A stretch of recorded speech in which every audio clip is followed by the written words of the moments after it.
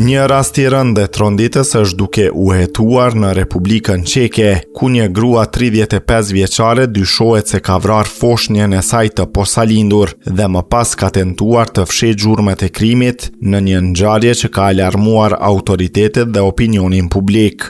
Sipas autoriteteve çeke, hetimi nisi pasi në qytetin Künsberg nad Ori, në Bohemin Perëndimore, rreth 20 kilometra nga kufiri me Gjermaninë, një qytetare gjeti dorën dhe krahun e një foshnje të vdekur në një parcel toke.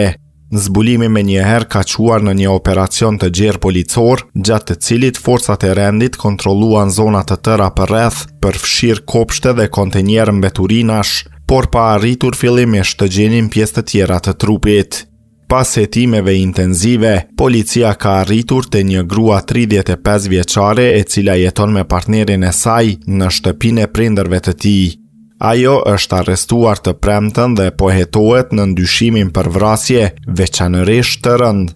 Sipas mediave lokale, fqinjet kanë deklaruar se gruaja ishte dukshëm shtatzën deri së fundmi, ndërsa më pas barku i saj është zhdukur pa pritur dhe pa u parë ndonjë foshnje e posalindur, çka ka shtuar dyshimet në rast. Hetuesit po shqyrtojnë edhe pretendime shqetësuese të raportuara nga media Denik, sipas të cilave dyshohet se gruaja mund t'ua ketë dhënë mbetjet e foshnjës qenve për t'i ngrënë.